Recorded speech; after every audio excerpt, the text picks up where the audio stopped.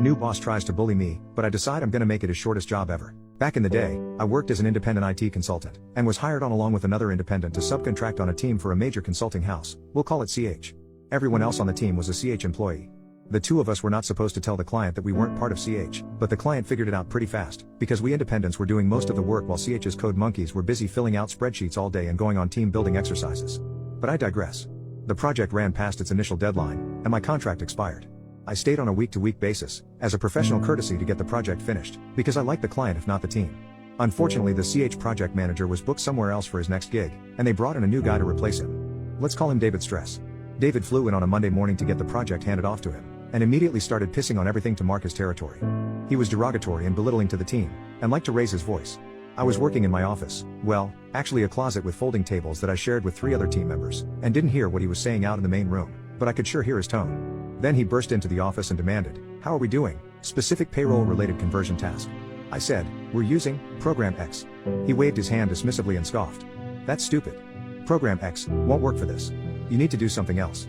The other indie was in the room at the time, and she saw me coming up out of my chair. She told me later she thought I was going to deck him. I knew he was full of poop because I wrote Program X.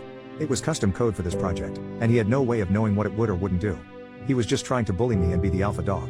I did not deck him. Instead, I went to the client's payroll manager, with whom I'd been working closely for months, and who was driving the client side of the project. I laid it on the line. I said, "Look, I know I don't work for CH. I'm here on an independent contract. That contract is up, and I've been working here week to week just to get you guys through." She told me she was aware of this. Okay. This new guy, David Stress, is a bully and a blowhard, and I won't work with him. I have no contract at this point, and with him running the project I won't be back next week.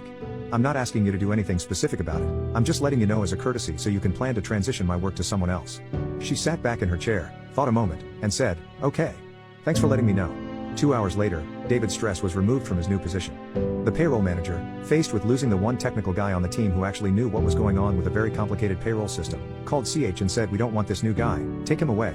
CH rearranged some things to keep the original project manager with the project. The funniest part of the whole thing was that CH had scheduled a welcome dinner for David at a posh steakhouse that evening. Rather than create the further embarrassment of canceling the dinner, they actually went ahead with it, as a farewell dinner for David, who had been on the project for less than 1 day. Watching him try to put on a brave face for that was fun.